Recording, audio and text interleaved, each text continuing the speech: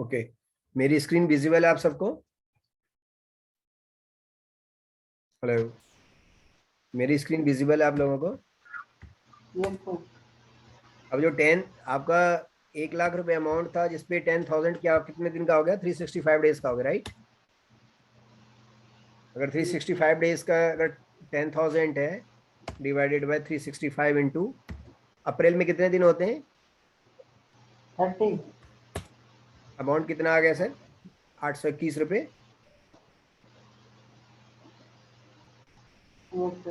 821 रुपये 918 918 918 तो ऐसे नहीं बोलते हैं डेसिमल के बाद। 821.918 यही आपका कैलकुलेशन में आया था जब मैंने आपको स्क्रीन दिखाई थी। तो मैं स्क्रीन आपकी ये स्टॉप कर रहा हूँ और दोबारा मैं आपको एसएपी की स्क्रीन पे लेके जाता हूँ। तो यही स्क्रीन, यही जो अमाउंट है आपका यहाँ पे अमाउंट, ये आपका डेबिट हो गया, राइट?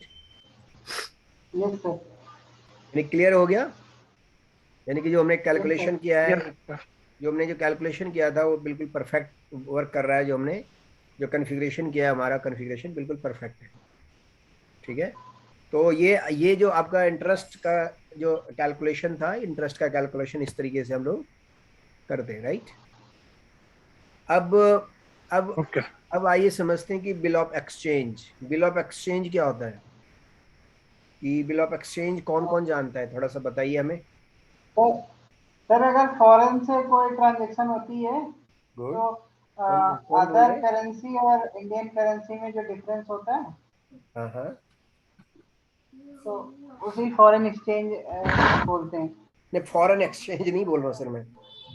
फॉरेन एक्सचेंज जो आपने बोला था वो बिल्कुल फॉरेन एक्सचेंज का बिल्कुल आपने सही आंसर दिया है। मैं पूछ रहा हूँ bill of exchange. Bill of exchange क्या होता है, जानते हैं आप लोग? नहीं सर। ओके। हाँ जी, मैं बताती हूँ। बिल ऑफ एक्सचेंज होता है जब किसी भी बंदा किसी से क्रेडिट लेता है ना, उसको पे नहीं कर सकता तो वो उसको बैंक के पास जाता है। तो बैंक गुड ने खुद वो पेमेंट जो डेटा जो किसी के पास लेता तो देता तो बिल ऑफ एक्सचेंज क्रिएट करके साइन देता है। तो गुड। फर्दर में उसका जो टाइम पीरियड होता है उसी टाइम में वो पेमेंट जो जो बंदा है किसी से लेता है ना, वो बैंक पे कर देता है। फिर बैंक को नेक्स्ट मंथ जो ड्यू डेट्स होता है उसको 3 डेज ग्रेस डेट के साथ में पे करना होता है। राइट। और बिल ऑफ एक्सचेंज का जो ट्रेंड होता है, bill of exchange, you are right Faisal. Bill of exchange का जो ट्रेंड होता है ये जनरली जो हम लोग यूज करते हैं, ये यूज करते हैं हम लोग आपका जो फॉरेन ट्रांजैक्शन होता है, राइट? ये एक जस्ट लाइक ए प्रोमिसनरी नोट होता है। मतलब एक जो बायर होता है, बायर बायर का जो बैंक होता है वो सेलर के बैंक को एक प्रॉमिस करता है कि मैं जो बायर के अगेंस्ट, मतलब on behalf of buyer, I'm I'm promise you that that such amount we will paid you, yeah, we will pay you after after the after the payment terms, after the terms of payments, whatever we have agreed the terms of payments, accordingly we will paid this one. तो क्योंकि हमें अगर foreign हम किसी से, अगर हम किसी से आउट ऑफ इंडिया अगर किसी से हम ट्रांजैक्शन करते हैं तो वहां पे आपका इंस्ट्रूमेंट एक्ट जो है आपका अप्लीकेबल नहीं होता है। जो आपका इंडियन इंस्ट्रूमेंट एक्ट जो है आपका, जो चेक वगैरह बाउंस हो जाएगा तो उसके लिए आप उसको कोर्ट में ला सकते हो। तो आप अगर फॉरेन से कोई भी पार्टी है आपकी, आप म्यूट कर लीजिए अनुज, आप अपने आप को म्यूट कर लीजिए प्लीज। हाँ, तो आपको कुछ बोलना होगा तो आप अनम्यूट करके बोलिएगा, तो क्योंकि बैकग्राउंड नॉइस आती है ना। तो उसमें क्या होता है कि जैसे आप मैं क्या बता रहा था, मैं बता रहा था कि वो एक प्रॉमिस करता है। जैसे आपका इंडिया, अगर इंडिया से बाहर की कोई पार्टी है तो आप उसको, जो इंडियन इंस्ट्रूमेंट एक्ट है उसके अकॉर्डिंग आप उसको नोटिस या उनको आप कोर्ट में नहीं ला सकते। तो इसके लिए जो ऑप्शन होता है कि आप उससे पेमेंट कैसे लेते हो, आप एलसी के थ्रू लेते हो। ठीक है, तो आप एलसी मंगा लेते हो। और आप बिल ऑफ एक्सचेंज के थ्रू करते हो। तो जैसे कोई हांगकांग है, वहाँ पे हांगकांग हांगकांग बैंक है, हांगकांग में कोई पार्टी है जिसका कंपनी का नाम है उसका कृष्ण कृष्ण ठाकुर एंड कंपनी, ठीक है, जो हांगकांग में है। तो हांगकांग में जो कृष्ण ठाकुर एंड कंपनी का जो बैंक है वो हांगकांग हांगकांग बैंक में है उसका अकाउंट। और हमारा जो यहाँ का जो पार्टी है वो है आपका अनुजन कंपनी। तो अनुजन कंपनी जब आपका कृष्ण ठाकुर से जब डील करेगा तो अनुजन कंपनी कृष्ण ठाकुर को ये कहेगा कि भाई मैं तेरे को पेमेंट इसी बिहाफ पे दे सकता हूँ अगर आपका कोई बैंक मुझे एक प्रोमिसरी नोट देगा कि हाँ भाई मैं इसके कृष्ण ठाकुर के बिहार पे I will pay this one. तो वो हमें वो भी होता हमारा एग्री टर्म्स कि हमारा जो सेल हम कर रहे हैं उसका टर्म्स क्या रहेगा। वो पेमेंट विद इन 10 डेज करेगा, 15 डेज करेगा, 45 डेज करेगा, जो भी है, ठीक है। तो जो बिल ऑफ एक्सचेंज वगैरह का जो होता है कम कम मिनिमम 1.5 महीने से ऊपर का ही होता है, 45 डेज प्लस ही होता है, 45 डेज 60 डेज ऐसे होता है, राइट। तो इसके बाद जब ये आपका एग्रीड हो गया तो हांगकांग बैंक क्या करता है, अनुजन कंपनी को एक एक प्रोमिसरी नोट देता है, एक बिल ऑफ एक्सचेंज देता है। और वो बिल ऑफ एक्सचेंज जब उसके बाद अनुज क्या करता है, सोल्ड कर देता है, गुड्स को सोल्ड कर देता है कृष्ण ठाकुर को। कृष्ण ठाकुर को गुड्स मिल गया। तो जब यहाँ से जब ये सोल्ड करेगा तो एंट्री क्या बनेगी, यहाँ से जब अनुज अपने यहाँ अकाउंट्स जब अपने यहाँ एंट्री करेगा, जब सेल करेगा तो एंट्री बनेगी कस्टमर अकाउंट डेबिट हो जाएगा और सेल्स अकाउंट क्रेडिट हो जाएगा, राइट। उसके बाद मैं आपको थोड़ा एंट्री समझाने की कोशिश कर रहा हूँ कि एंट्री किस तरीके से आपकी एंट्री बनेगी।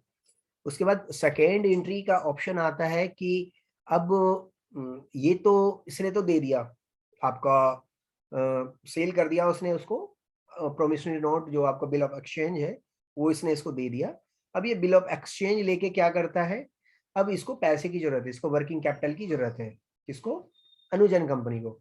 जो कि जबकि बात ये हुई थी कि मैं जो हमारा जो बैंक है आपको 60 डेज में आपको पेमेंट कर देगा, 1 लाख रुपए का तो पेमेंट आपको कर देगा। लेकिन अनुज को क्या हुआ, पैसे की जरूरत थी, ये क्या गया अपना जो बैंक था इसका HDFC बैंक, अनुज अपने बैंक में चला गया कि मेरे को ना वर्किंग कैपिटल की मेरे को जरूरत है, so please exchange this bill and give the money.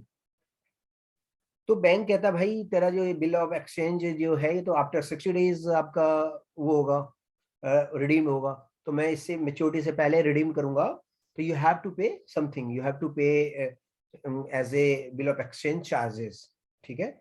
तो अनुज कहता है हाँ ठीक है भाई, आप क्या करो मेरे से जो भी आपके चार्जेस हैं आप डिडक्ट कर लो और बाकी पैसे मेरे अकाउंट में डाल दो। तो बैंक क्या करेगा, बैंक अनुज के अकाउंट को डेबिट कर देगा और एक एक्सपेंसेस का एक जो डेबिट मीमो बना के दे देगा 5000 का, और क्या कहेगा कि भैया मैंने तुम्हारे अकाउंट्स में पैसे डाल दिए। तो अनुज अपने बुक्स में क्या एंट्री करेगा, बैंक अकाउंट को डेबिट कर देगा, डिस्काउंट अकाउंट जो भी 5000 जो बैंक ने जो लिए हैं वो डेबिट कर लेगा और बिल जो बैंक बिल डिस्काउंटिंग अकाउंट को क्रेडिट कर देगा। तो ये जो एंट्रीज है ये सारी चीजें मैं भी आपको इसमें एक्सेल में एक बार दिखाने की मैं कोशिश करूंगा। तो इसको आप एक बार समझने की कोशिश कीजिए, मैं अपना स्क्रीन में आपको शेयर कर रहा हूँ, ठीक है। फिर मैं आपको प्रैक्टिकल ये करके दिखाऊंगा, राइट, कि प्रैक्टिकल ये किस तरीके से होगा। तो मेरी स्क्रीन आप लोगों को विजिबल है। तो इसके लिए सबसे पहले हमें क्या करना होता है, बिल ऑफ एक्सचेंज का कॉन्फ़िगरेशन के लिए हमें सबसे पहले जो 3GLs हमें बनाने होते हैं। तो 3GL बनाने के लिए जो हमारा FS00 में हमारा GL बनता है, तो सबसे पहला GL बनाते हैं बिल ऑफ एक्सचेंज रिसीवेबल, जो कि आपका रिकंसिलिएशन अकाउंट कस्टमर के अंडर बनता है, अंडर असेट्स, ठीक है।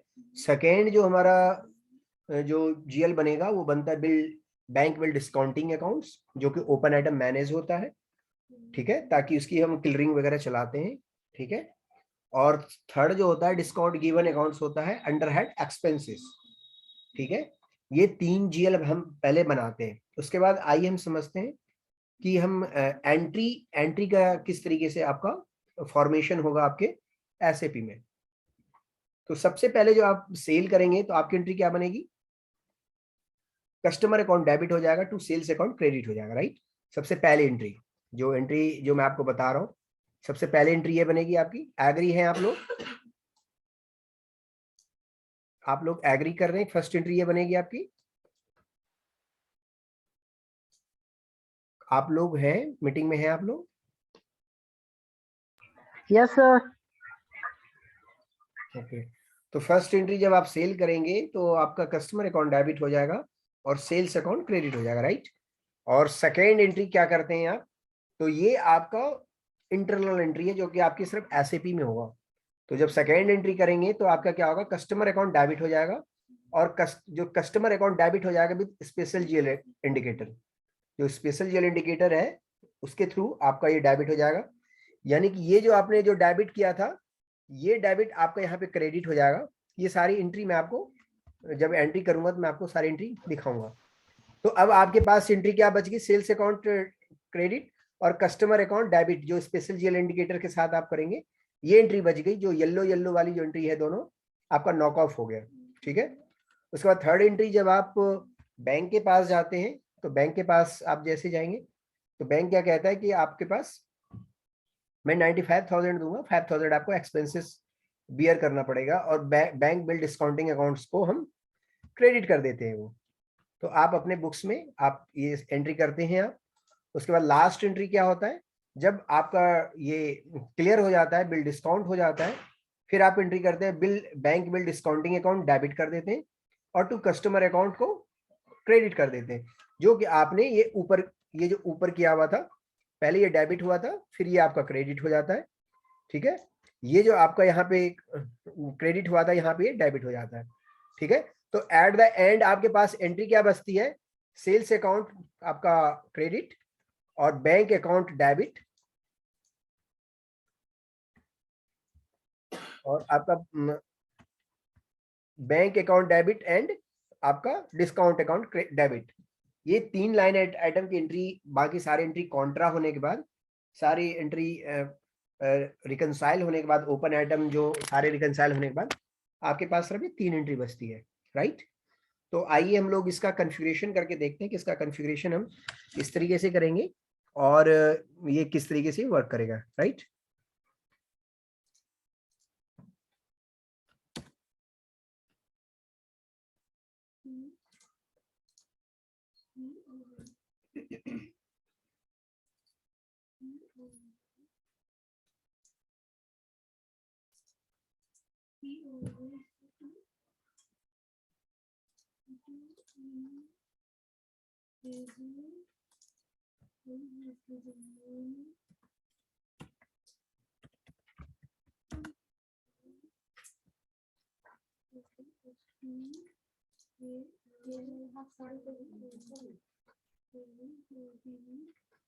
मेरी स्क्रीन आप लोगों को विजिबल है।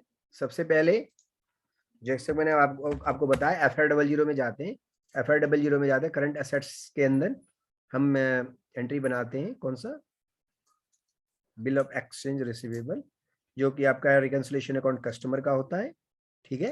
ये एंट्री हमने एक बना दिया एसेट्स के अंदर, करंट एसेट्स के अंदर ये हमने बिल ऑफ एक्सचेंज रिसीवेबल, ये एंट्री एक जीएल हमने ये बना दिया है जैसा कि मैंने आपको भी दिखाया था।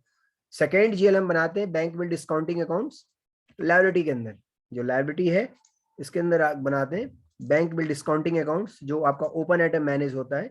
ये ओपन आइटम मैनेज चेक है आपका, ठीक है, ये मैंने बनाया। और तीसरा बनाते हैं डिस्काउंट गिवन अकाउंट्स, इसके अंदर एक्सपेंसेस के अंदर, राइट। ये एक्सपेंसेस के अंदर हमने बिल डिस्काउंट गिवन अकाउंट हमने यहाँ पे ये बनाया हुआ, राइट।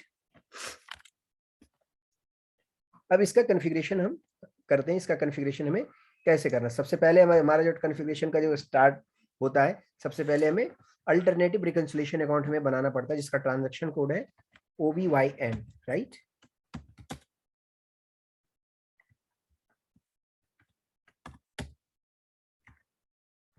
OBYN हमने ट्रांजैक्शन कोड एग्जीक्यूट किया। उसके बाद इसमें जो W है ये बिल ऑफ एक्सचेंज के लिए ही बनाया गया है। इसको W को हमने डबल क्लिक किया और चार्ट ऑफ अकाउंट्स 1014 है। आपका रिकंसिलिएशन अकाउंट कस्टमर का क्या है, आपका 1 की सीरीज में 201 है, और इसमें आपने क्या बनाया हुआ था, आपने इसका जो स्पेशल जेल इंडिकेटर वाला जो बनाया हुआ है, जो बिल ऑफ एक्सचेंज रिसीवेबल में जो जाएगा, ये आपने ये बनाया है 102, ठीक है। यानी कि कोई भी जो कस्टमर, जब आप एंट्री करेंगे, कोई भी कस्टमर का जिसका रिकंसिलिएशन अकाउंट 100201 है, और अगर आप special GL indicator W use करते हैं, तो उसका जो अमाउंट किस में चला जाएगा, 100102 GL में चला जाएगा, ठीक है। इस कॉन्फ़िगरेशन के बाद हम ट्रांजैक्शन कोड हम रन करते हैं OBYK, ठीक है। OBYK सेलेक्ट करने के बाद हमने चार्ट ऑफ अकाउंट्स में सेलेक्ट किया, 1014 हमने असाइन किया। बैंक हमारा ये आपका रिसीप्ट वाला बैंक आता है, स्पेशल जेल इंडिकेटर डब्ल्यू है, कस्टमर रिकंसिलिएशन अकाउंट सेम है। बैंक जो आपका जो डिस्काउंटिंग वाला जो GL है वो हमने यहाँ पे लगा दिया, राइट। बैंक डिस्काउंटिंग वाला GL लगा दिया। इसके बाद हमने बैक कर दिया। उसके बाद हम ट्रांजैक्शन कोड रन करते हैं OBYH, ठीक है। OBYH करने के बाद जो BDS है, BDS में जाके बैंक डिस्काउंट चार्जेस हम यहाँ पे असाइन करते हैं, जो हमने आपका 4 की सीरीज में जो 7 बनाया हुआ था, जो बैंक इंटरेस्ट एक्सपेंसेस, यहाँ पे हमने असाइन कर दिया, ठीक है। उसके बाद OBXI ट्रांजैक्शन हम रन करते हैं, कैश डिस्काउंट एक्सपेंसेस, ये अकाउंट्स में जाते हैं, अकाउंट्स को क्लिक करते हैं, पोस्टिंग की को सबसे पहले डिफाइन करते हैं 40 और 50। यहाँ पे हमारा जो GL था 4 की सीरीज में 7 हम GL हम यहाँ पे असाइन कर देते हैं, ठीक है। पोस्टिंग की हमारा 40-50 असाइन है, इसको बैक किया। इसके बाद फिर आपका एंट्री आता है पोस्ट कस्टमर इनवाइस। अब सबसे पहला जो एंट्री जो अब हो गया, कॉन्फ़िगरेशन हमारा कंप्लीट हो गया। अब हमारा आता है प्रोसेस की सबसे पहले एंट्री हम क्या करेंगे। तो सबसे पहले एंट्री हम F-22 से आपका इनवाइस बुक करते हैं, ठीक है। इनवाइस बुक करने के लिए आपका जो कस्टमर है, कस्टमर को हम करेंगे डेबिट। कस्टमर आपका कौन सा है, कस्टमर हम यहाँ से ले लेते हैं, अनुजन कंपनी है कस्टमर, इसको 1 लाख रुपए का, ठीक है, हमने सेल किया है। उसके बाद फिर यहाँ पे डाल दिया सेल ऑफ गुड्स, ठीक है, और यहाँ पे 50 किया, और यहाँ पे डाल दिया सेल्स अकाउंट 3 के सीरीज में 1 है, ठीक है। यहाँ पे स्टार लगाया, यहाँ पे प्लस किया और सेव कर दिया। यानी कि आपकी एंट्री क्या हो गई, आपकी entry customer account debit to sales account हो गई। यही मैंने आपको उसमें दिखाई थी FB03 के अंदर। आप जब देखेंगे तो आपकी एंट्री अनुजन कंपनी का आपका डेबिट हुआ है और क्रेडिट हो गया सेल्स अकाउंट। यही एंट्री मैंने आपको इसमें सिस्टम में भी यही दिखाई थी। अब सेकेंड एंट्री आपकी आती है F-36 से, ठीक है। सेकेंड एंट्री आपकी आती है F-36 से।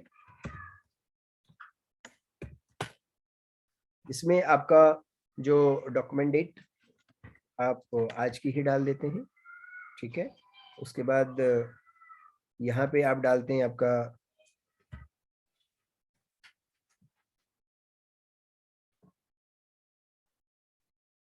कंपनी कोड, यहाँ पे आपने सेलेक्ट किया है, ठीक है, अमाउंट सेलेक्ट किया है, और चूज ओपन आइटम को क्लिक करते हैं। ये डालने के बाद इस ऑटोमेटिक में आ गया W। ये W जो स्पेशल जेल इंडिकेटर अपना ऑटोमेटिक W उठ के आया है, ठीक है। उसके बाद हम चूज ओपन आइटम में जाते हैं। चूज ओपन आइटम में जाके हम यहाँ पे 1 लाख रुपए यहाँ पे डाल देते हैं, ठीक है। ड्यू डेट आज की डाल देते हैं 28 तारीख, ठीक है। और यहाँ पे हम एंट्री पोस्ट कर दिया। ये जो नन में जाके जो इसको और इसको हमने अनसेलेक्ट कर दिया, जो 1 लाख है इसको हमने एंट्री पोस्ट कर दी। ये 14 की सीरीज में जो 3 है ये आपकी पोस्ट हो गई, राइट। उसके बाद फिर आपकी एंट्री आती है F-33, ठीक है। F-33 आप एंट्री आप जनरेट करते हैं, जो कि आपको डिस्काउंटिंग वाली आपकी एंट्री आती है, जिसमें आपको एक्सपेंसेस जब बैंक के पास जाते हैं, राइट। तो बैंक अकाउंट जो आपका जो जीएल है, ये आपके रिसीप्ट्स वाले में अमाउंट डाल देता है। ये डाल देता है 95,000, ठीक है, इसमें डाल देता है 5,000, ठीक है, और ये हो जाता है अमाउंट डिसबर्स, ठीक है। और इसके बाद इसको करते हैं सेलेक्ट बिल ऑफ एक्सचेंज, इसको यहाँ से सिलेक्ट करते हैं bill of exchange and entry required value field, क्या कह रहे हैं वैल्यू फील्ड आप डालिए, इसको कॉपी कर लीजिए, वैल्यू फील्ड डेट में डाल दीजिए।